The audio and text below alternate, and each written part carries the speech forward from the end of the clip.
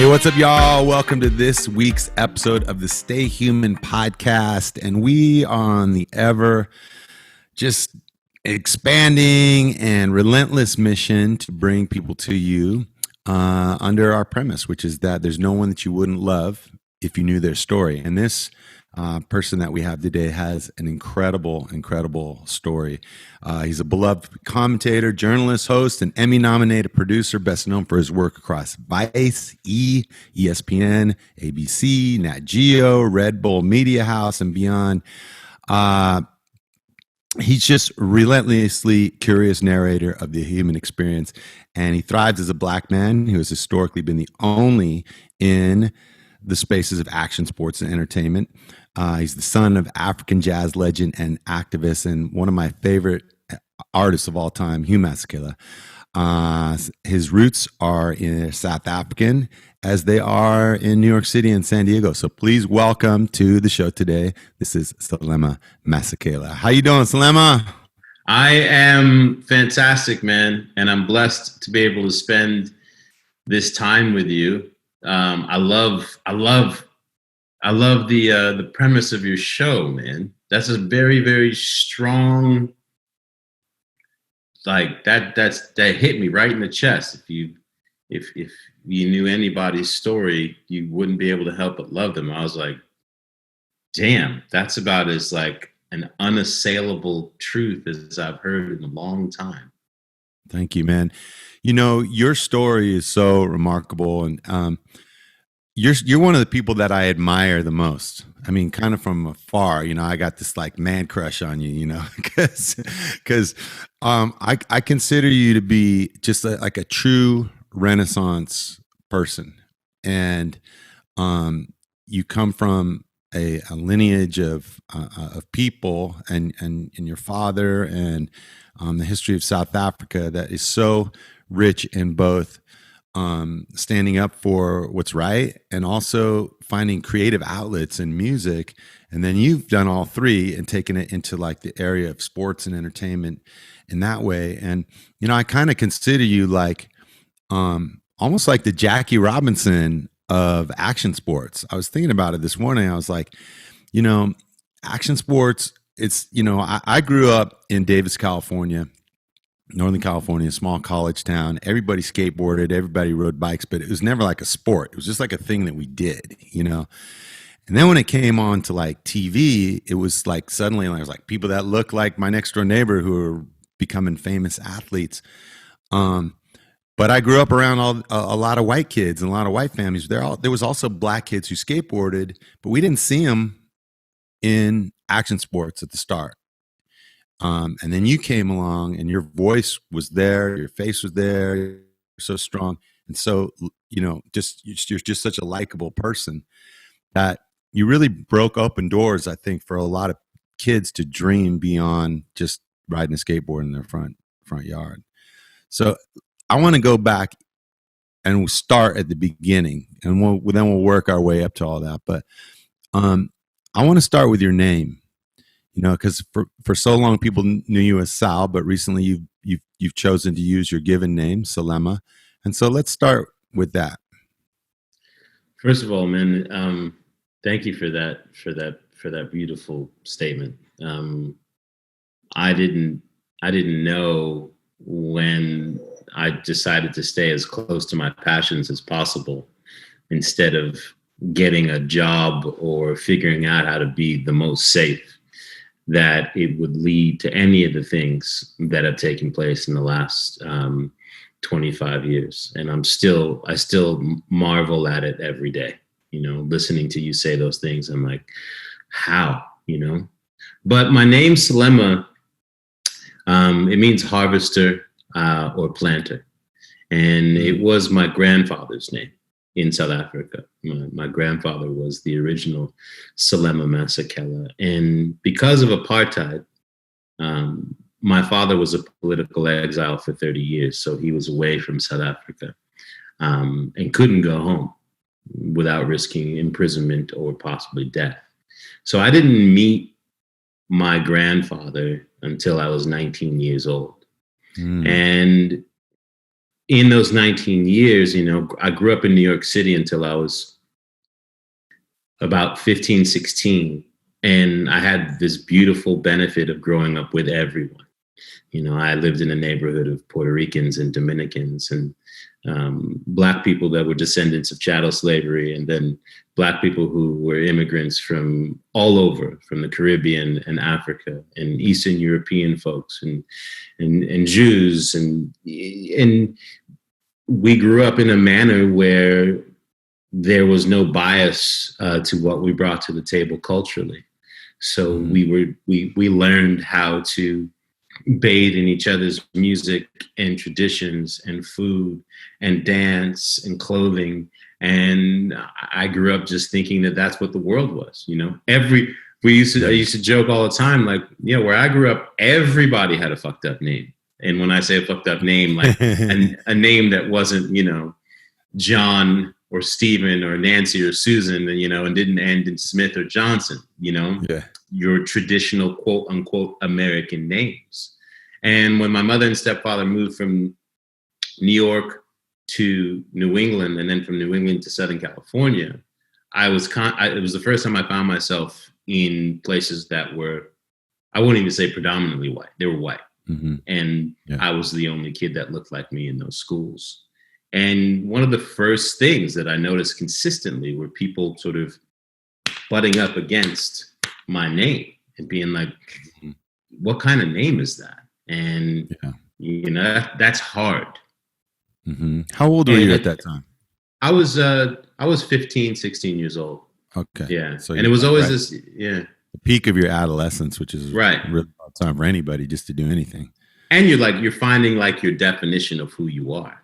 Like you're really trying to like settle into who you are. And so I had this one sort of very interesting, multi-hued, multi-directional way of seeing the world. And suddenly I was just like here. And I went from being able to just be into trying to figure out constantly how to gain acceptance, how to win these people over. And so you start giving up pieces of yourself subconsciously to do so. And, you walking down the hallway and someone's like, do a head spin. Hey, that's a kid who could do a head spin, and jump in the hallway, do a head spin. Like, yay! And you're like, okay, am I cool now? And my name was one of those things, when I remember the kid coming up to me in the hallway and just being like, hey man, we figured something out. Like, you're Sal. And I was like, what? It's like, yeah, man, you're Sal. It's cool, Sal. And that was it. Like, no one ever called me Selema again. Everybody celebrated that it was almost like I was new. Yeah. And I was more digestible. And it kind of began a long line. I didn't realize it at the time, because at the time you're just like, all right, But it took a long time to realize that was like this slicing away at having to be more acceptable, because people saw me as they would tell me, you're a different kind of Black guy. You do our stuff, like you surf and you snowboard. You're not like them, you're more like us. That makes you cool. And man, I mean, Sal just kind of became the way for me to like, when I'd walk in a room and people be like, oh, you're the only you. And then they'd hear Sal, they'd be like, oh, that's cool. And when I first got into television, I tried to go back to Selema, because back to the beginning of my story, when I went to South Africa and finally did get to meet my grandfather, as apartheid was ending, my dad immediately took me home after he moved home in 91. And that's when I started to come into like full recognition of myself. I got in touch with my South African culture, really started to understand the struggle of my father being away from home, what apartheid was and meant. And I met this man who I got my name from, and we had the same face. And wow. It was something that I wasn't able to shake. He died shortly afterwards. Seeing me was the one thing he wanted to do before he passed, and a year and a half later he did. So, when I finally did get on television, I insisted that I be fonted as Selema. People can call me whatever they want, but they're going to know Selema Masekela. And I had a television executive a few years into my career as things were starting to really explode. When I was at ESPN at the X Games, and then got an opportunity within the NBA at ESPN and ABC. The exec walked into the room just like one of those movies and threw up the air quotes. And he was like, "Hey, you know, people in the Midwest, it's going to be difficult for them to understand when they look at the screen this name, you know." And then he just goes like this. He's like, "Sal Masekela, man, it just works. Let us make you a star." Yeah. And this is like maybe 15 minutes before I'm about to go on air. And I just remember throwing up my hands and being like, okay. And then that began it. And it was another piece of sort of like giving up a little bit of yourself to embody a character that people could feel comfortable with at home. And it wasn't like I wasn't trying to be somebody else, but like elements of it, I didn't get to be my whole self. It was like a portion of myself that I was able to bring to the camera, but not the whole thing. Right. And after a while, it just started to wear on me, you know. I didn't feel comfortable after a few years, even though, you know, I was enjoying a lot of professional success. Like whenever people would call me Sal, like it was like an electric shock. And you got to smile through it. And I was like, I don't like this. People who were close to me called me Selema. And then it was finally this year, man. It was in the wake of Ahmaud Arbery. And it was Ahmaud Arbery, and then the incident in Central Park. And then, you know, finally, the last draw for me was the 8 minutes and 46 seconds, man. And when I saw that brother die, and suddenly, like, the huge conversations that were raised, like suddenly wherever like bigotry and racism were lying low or allowed to sort of like just fly below the surface, the George Floyd incident just made that all rise. For all Black people, it was like wherever you were feeling like you weren't receiving yours, like you had been shut out, all these places for which inclusion just hasn't been there and you're feeling like an only, these conversations were started. And I woke up like about a week into it. I'll never forget, Michael. I just woke up one morning, I got out of bed and I was like, this is in the midst of going to protest, etc. And I just got up and I was like, that's it. Today's the day. It wasn't a thing I was planning or anything. I just woke up, and the first thing when I woke up that morning was like, from here on out, it is Selema Masekela. And I changed everything on social, called up my representation, etc., and told everybody how it was going to be. And I didn't know the effect that it would have, man, but I'm literally taller. Like, I'm taller, man. Like I could feel, you know, when you posted about it on Instagram, I remember reading it and then just flipping through some of the early comments and just hearing, you know, how many people were supportive. There's a lot of supportive. And then there was a lot of people like, oh, whatever, you know, like, you know, mumbling about it. And what struck me in that moment was just how obvious it was, you know, like, you're Selema Masekela. That is your name, you know. And another thing that struck me was just what I was saying about the Jackie Robinson type of figure that you've been in action sports. And I don't mean that lightly. Like I was thinking about it this morning as I was anticipating doing this talk. You know, you broke ground in a sport that was trying to break ground, you know. And, you know, your father and what he did as a musician, and as a voice, as an activist outside of South Africa, trying to bring focus but through music, doing it through this love and doing it through bringing people together. Did that prepare you, having him as your father, and now hearing about your grandfather, who's your namesake? Did those things prepare you for being in this world? You know, going from New York, going to Southern California, where now you're the only there. You know, there's parallels there between what your dad lived in his life. You know, I didn't realize it at the time, but in the last, I'd say I really started to appreciate it about 10 years ago.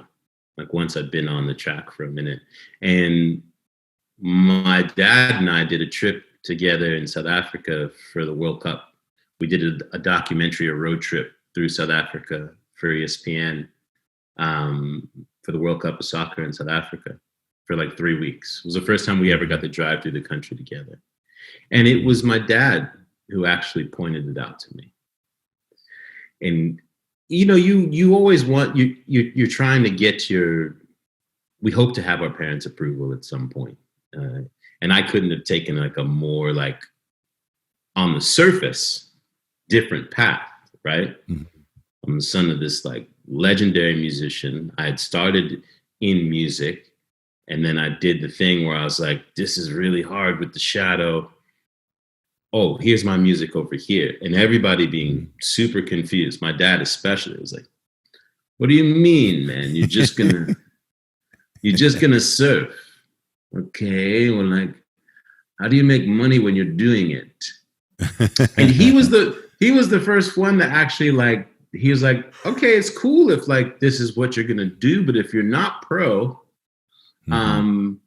he's like, don't end up like these guys that are just like, you know, the ones that are hanging out and have the same job and getting married, and like, because you're much cooler than that, man. So figure out a way to stay.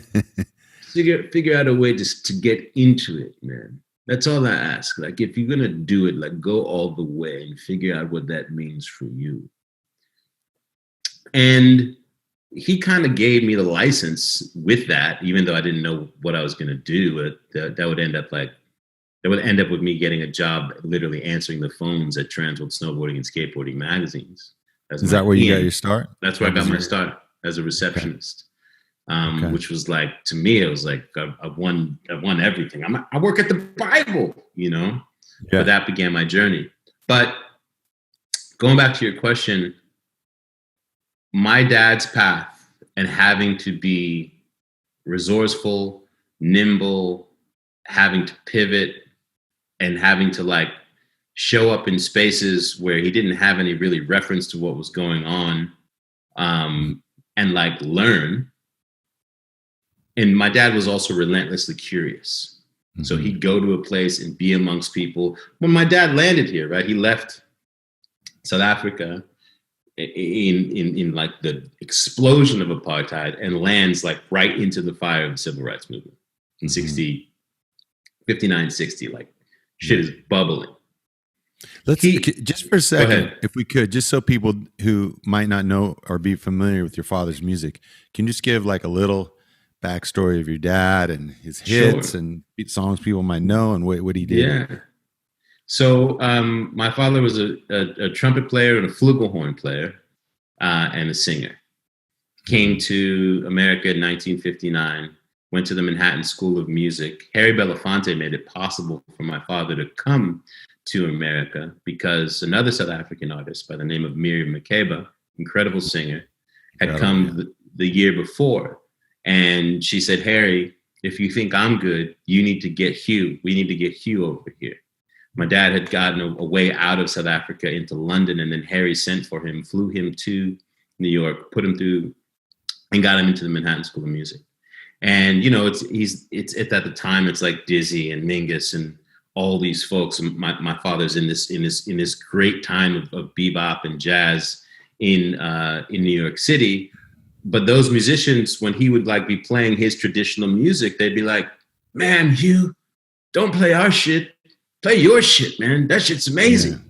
And that allowed him to start to blend, you know, his traditional music from the richness of South African heritage with jazz music, and then whatever else he was feeling, like, oh, he'd hear some Cuban shit and some Brazilian shit, and he just started stirring the pot.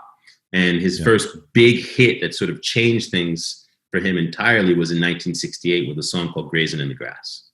Yeah. #1 for like 13 weeks, game all the way on, you know. Yeah. One of the featured performers at the Monterey Pop Festival.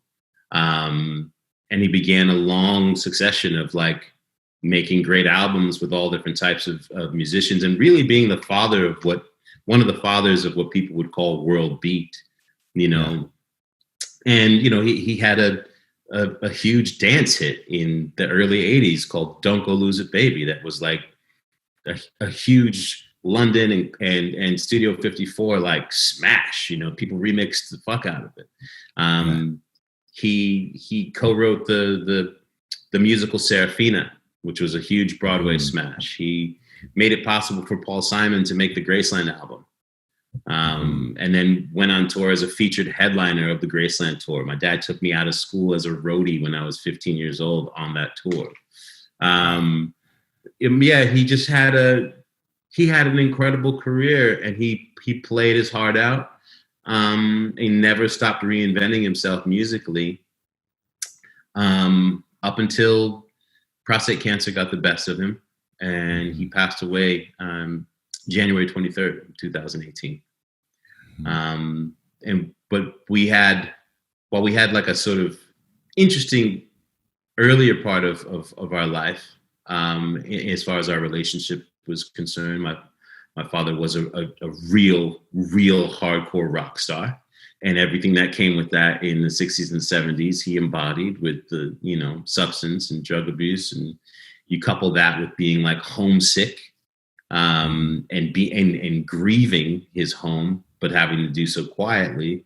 So the substance abuse was easy for him, and then affected his relationships, especially with his son that, you know, he only saw periodically. But we found our place, and once he decided to sort of to get clean and like find his bearings in my late 20s, and then he just was like my biggest cheerleader. You know, to the point where we ended up making music together before he passed away. We did a song on my last record. I record music under the name Alakazam, which is Masekela backwards. But yeah, man, that's my dad. And he just was like, he was the absolute shit. You know, when U2 went down to South Africa about 4 or 5 years ago, they called him up and they were like, we need you, Hugh. You got to come on and like, we can't be in South Africa and not have you play with us. So played like big 80,000 person soccer stadium. Wow. And dad comes on and does a rendition of Still Haven't Found What I'm Looking For, that like, if you watch it on YouTube, you'll just, you melt. Yeah, I'm just getting chills just thinking about it. Same with Dave Matthews and others. You know, on our tour bus, there's one song that we play when we have our late nights on the bus listening, and it's Send Me.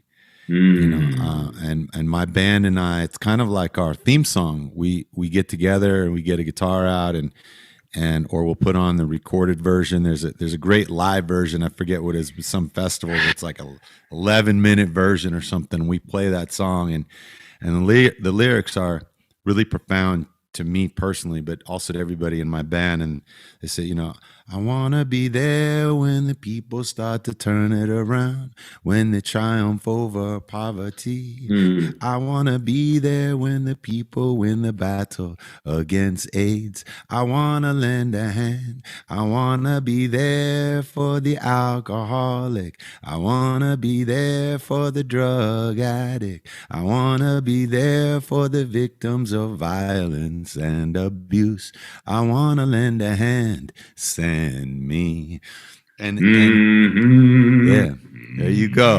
But it's such a powerful anthem of not only calling out what's happening in the world and what's happening, the pain of people suffering, but it's like, to me, the way I interpret it is he's like asking God to like send me, allow me to be your humble servant, to go into these places where people need respite, where they need a shoulder to lean on, where they need that music to get them up and to continue the battle, to continue the fight, you know. And Fight. most people run the other way. Most people say, please don't send me.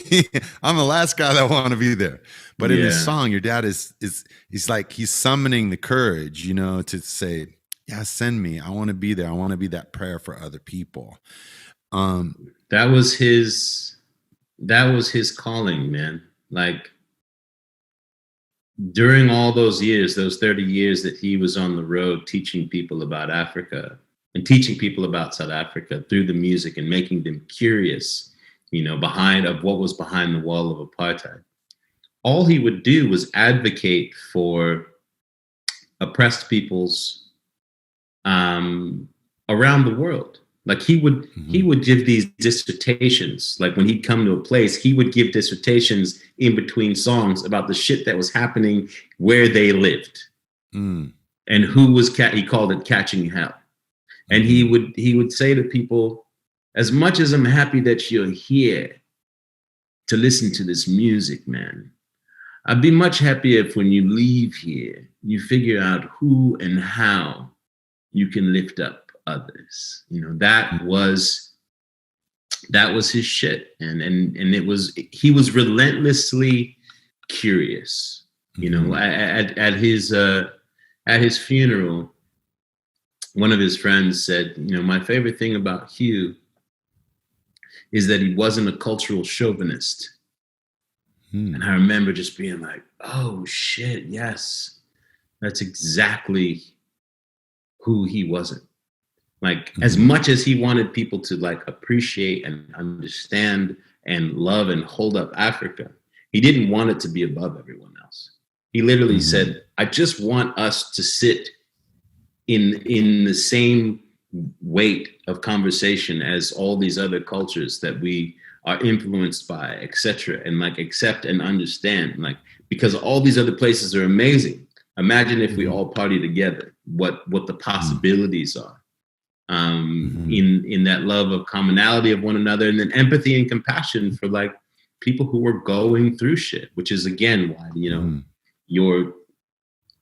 your thesis for what this podcast is, you know, the idea of like knowing everyone. If you knew everyone's story from the beginning, how could you not love them? And that was what he embodied, man. And that gave me the ability. All of those things is what gave me the ability subconsciously to navigate through these worlds, especially through the action sports worlds, where no one looked like me, and where I was constantly running up against these doors of, well, is he really the guy? And are you really down? And having to a lot of times be twice as good as I needed to be to prove such. And also to how to kill people with love, even when I knew, even when they'd come up to me and be like, oh, you know, I just love watching you on television because you speak so well. Yeah. It's refreshing. Yeah. You know, man, and you just like, you just want to say to people, say the shit that you want to say with your whole chest. Yeah. And tell me that me sounding like a different type of Negro makes you feel better about what you're watching. Yeah. Yeah. Yeah. You know, I want to talk about another aspect of your life that I know is just as important to you as music, which is water. And how did you fall in love with water, and how has it informed your spirit and who you are as a person today? Whew.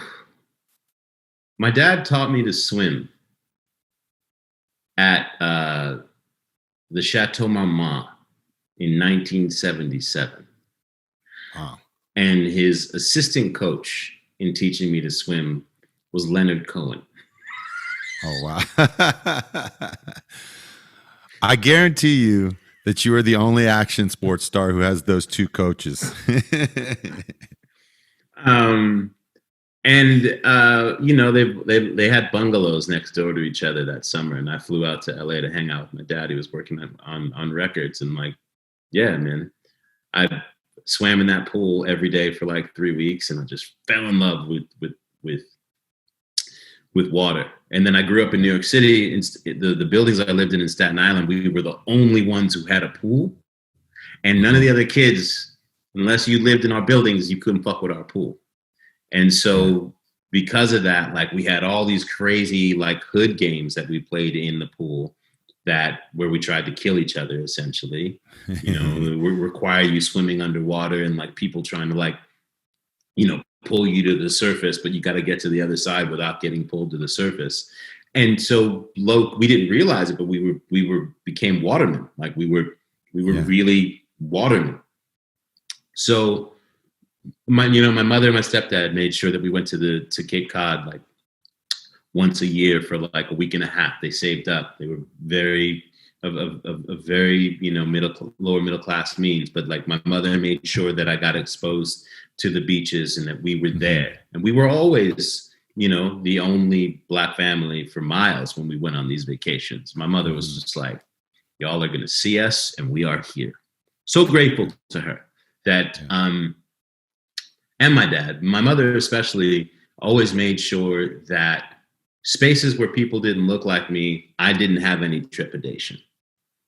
It was always to make sure that these are our spaces too, and we will claim our space. And you must always know that you belong anywhere that you want to be, no matter whatever sort of noise is taking place in the periphery. Right. So when we moved to Southern California, I was almost 17. I had seen surfing for the first time on tour with Paul Simon and Graceland. Okay. And I thought it was insane. I thought I was like breakdancing on water. And I was like, I don't know where or how, but if I'm ever in the place where I could do that, I'm going to do that. Because I would just be riveted. It looked like breakdancing on water. And a year later, totally unrelated, my stepfather walks into my bedroom one day and says, we're moving to Carlsbad, California. Your mother doesn't want to be cold anymore. I'm like, what is that? Where is that? Had to go to an encyclopedia to get some bearings. That was my Google search for what it was. And we happened to move to like the epicenter, like a place that literally like Carlsbad in the late 80s, it wasn't like, oh, but like some people surf. Like the community revolved around this thing. Like it was generational. It was how you earned your social status. It was how you got the girls. It was how you like found your way and made friends. It was part of the structure of this community. It was built around the ocean. Yeah. And I was psyched. As much as I didn't want to be there, I was like, wait, I think I could figure out how to get down. And I met some kids that took me surfing. And the very first day that I went, I stood up on a wave for like 5 to 10 seconds in the whitewash, and time slowed down in those 5-10 seconds, and something poured out and into me. And I tell you, I fell off the board and I came up out of the water and I just started screaming, Michael. Like screaming with the entirety of my being. I just was screaming like, ah. And I just remember like the smell, all of it. I'll never forget that moment. And my course was corrected about 5 degrees this way. And that was it. That was one of the most impactful moments of my life, because it wasn't like, oh, you're going to learn how to do this thing and occasionally do it. It was this is how you're going to live your life. This is going to be a foundation upon how you live your life. Yeah. And yeah, here we are, 30 some on later, it's still who I am. And it's given me everything. That's awesome. I've got a couple more questions for you. And the first one is like, so, you went from seeing, surfing, skateboarding, motocross, all the action sports just emerge, and you were there, like you were in the mix as these things were coming into, ESPN, X Games, and just like this new international consciousness. And now we see with this in 2020 with the pandemic, the NBA occurring in the bubble, the NFL, nobody in the stands, and yet kids are still out on the street skateboarding every day. Kids are still out in the water, even if they have to sneak into the water sometimes, getting out there. Are traditional sports cooked? You know, are they over? Are so many people these days doing the quote unquote, you know, X Games or non-traditional sports around the world that we've seen? Have we seen the end of the traditional sports? I don't think that we've seen the end of traditional sports, but I think that we are seeing the beginning, the roots of which will be another massive explosion in the growth of action sports culture as a lifestyle. Mm-hmm. I mean, I've never seen more people in the ocean in my life than in the wake of COVID. Mm-hmm. It was like suddenly people were like, oh, where we live, there's an ocean.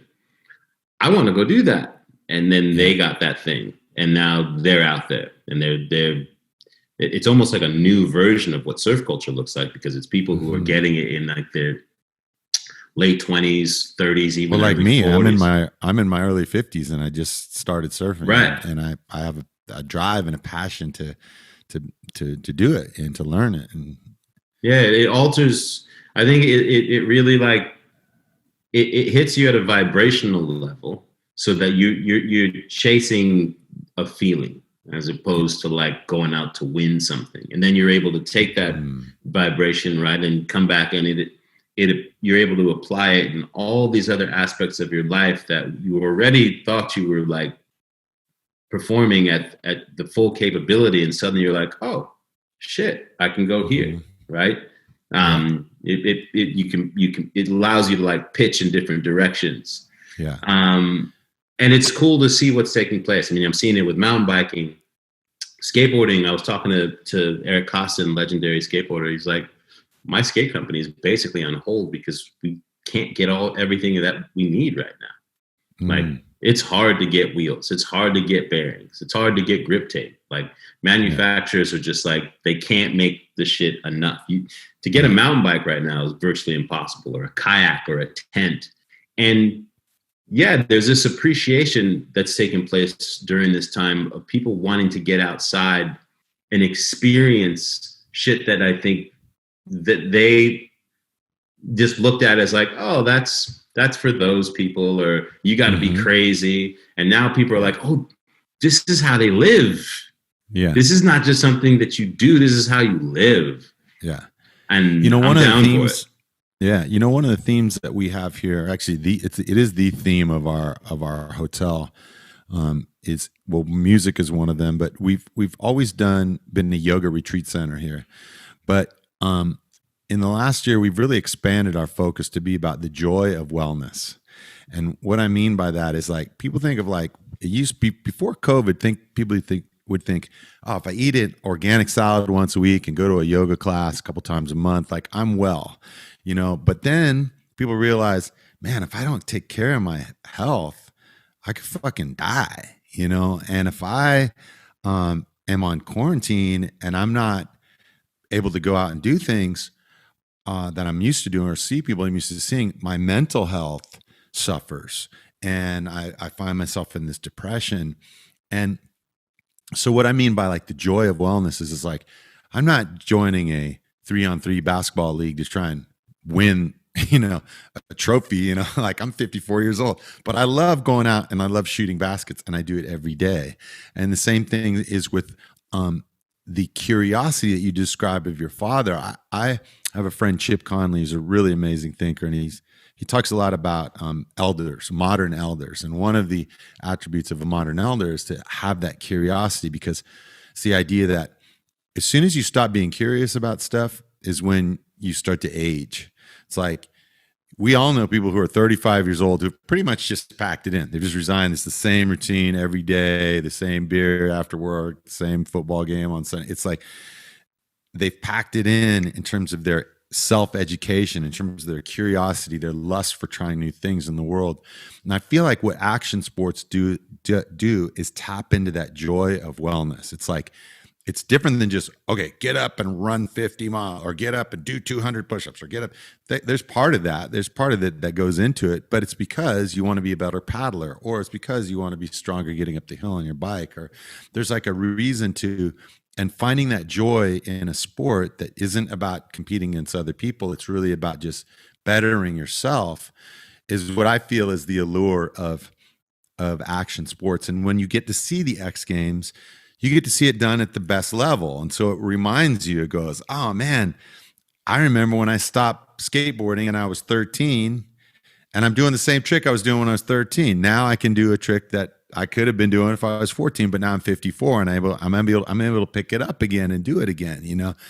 And I think that's something that's really like a gift that the action sports heroes, as such, the people that we see on the Red Bull videos, or we see on the ESPN, they're reminding us of how to be our best, how to fall down and get back up. And I really think that you're one of those people who just reminds people of the joy of wellness.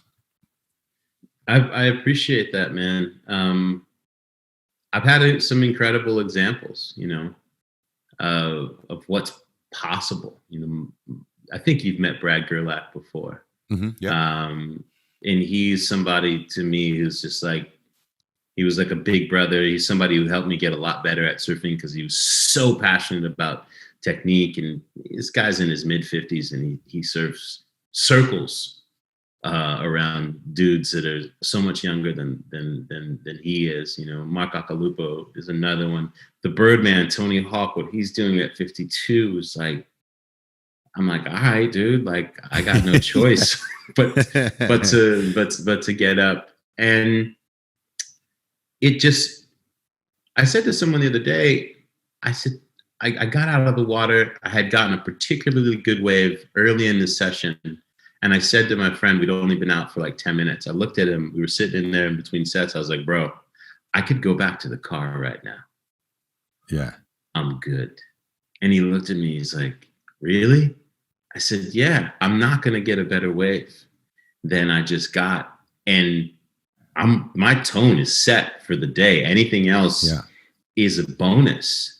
And that's what my appreciation is now. 20 years ago, I would have been like, did you see that last wave I got? It's on. And I would have been in a quest for 15 more and the rest of the crowd would have known it. Yeah. And now it's just, I train my body and I meditate, and I've resorted to this idea, as you stated, that like for the rest of the time that I'm here, I'm just going to figure out how to get better and be as curious as I can to figure out what that means with the body I have today, as opposed to the one I did, you know, even 10 years ago. Because 10 years ago, I still thought I was 20. And here I am now, like I'm 49. And it's like, bring on the rest of it. Like, I'm good. I did it all and survived. And now it's like, now I get to really, really just to go in deeper. And that depth is infinite. As long as you're here, I believe that you can truly mine the endless well of your spirit and soul, and like our interconnectivity with, like, from a quantum perspective, like this infinite energy that's constantly growing, right? And creating, like, that's us. And to have access to that, you know, appreciation of who I am as a being relative to these activities now, and to play with them in those frequencies, man, I mean, they're going to have to wheel me out. That's very evolved. It's very evolved thinking, man. And it shows, you know, as I was mentioning, my friend Chip Conley, he says the other aspect of being a modern elder is that, you know, before the internet age, elders held knowledge. So it was like, when do I plant my corn? Okay, you go to the elder and he's like, do it in, March, do it after the first rain, do it, don't do it on the morning when it's too cold, And then now you could just go to the internet and you Google, when do I plant my corn? And like all this information comes up. But he said that what wisdom is the ability to know which information is important. So which information is important. And that's what I gained from what you just said of like, I just had this incredible wave. My tone is right for the day. I don't need all the other waves. I can let the Groms have them, or let whoever else is out there who needs to ride. I've had my share. I've had my full. Now I can go out with that energy and tackle the other elements of my life that require me to get filled up by the energy to be my best in the other places. I got one last question for you, which is, the title of our show is Stay Human. And what does it mean to you to be human, and how do you stay that way? How do you hold on to that which makes you human? To me, to be human is to be relentlessly and endlessly curious. To understand that I am never, ever going to have it all figured out. And that, not only is that okay, but that's the point. The point is that I'm never going to have it figured out. And coming to that realization took any like fake benchmarks that society tells me I'm supposed to be at or have in order to like measure my worth, and it renders them as non-existent. And I just get to be. Like I really get to be. And that curiosity for me is inward with myself and outward in trying in connecting, being able to continue to figure out new ways to connect and to circumnavigate the walls of fear that I think we have naturally as human beings, but that are heavily amplified by our systems that in turn cause incredibly devastating amounts of division between us. And so for me, being a human means I know that that's what I'm here for. I'm a warrior of compassion. That's my identity. And that's what I'm here to give for as long as I'm here to do so, man. Awesome. Hey, Selema, where can people find Alakazam music? Tell us what you're up to with that. Any other projects that you have that are coming out? Your podcast. Tell people where they can find you. Alakazam music is available on all the platforms. Spotify, Apple Music, SoundCloud, YouTube. Alakazam is just Masekela backwards, Alekesam. I have a song called Only One's There that is really vibing right now. I haven't even shot a video for it. The things like hit a million plays this week on Spotify, which made me very, very heart happy. But I'm working on a video for that right now. And some new music coming through in the spring, a little EP with some various friends. The podcast is called What Shapes Us. And it's available on Apple as well as Spotify. And I have been I've been lagging the last month and a half. It's just a lot of overwhelm. COVID has had a very interesting effect on creativity. And also just the amount of like the totality of like the civil rights struggle that we've been in, and the election and all the energy and like just pivoting and figuring out how to survive. Like I had to be like, okay, you can't do it all right now. Like just chill. So I took a little break, but come back strong starting next week.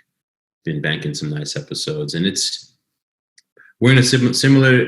I think it's like a brother podcast to stay human, man, because what shapes us is really about this idea of like the totality of the things that we experience, that shape who we are, and trying to have conversations with people that the audience can access commonalities with, no matter how big someone might be in resume, that like, it's like you said, it's all right here. And I'm at Selema, SELEMA on Instagram and the Twitter. And yeah, man, just so grateful to be doing the dance. And when I sit here talking to you, the audience doesn't know this, but I have to tell them, like, you and I met at a show that you were performing at in Colorado in 1996. Yeah. I was like, who is this barefoot, like power forward who's just jumping out of the building with this energy? Like, I got to know this dude. And I think I went up to you, I found you after the show, and I was like, I wasn't even on TV yet. Yeah. And I was like, yo, I got to know you. I remember. I told you who my dad was, and then you told me what he meant to you. And, for us to be sitting here, man, all these years later. 24 years later. Yeah. It's amazing.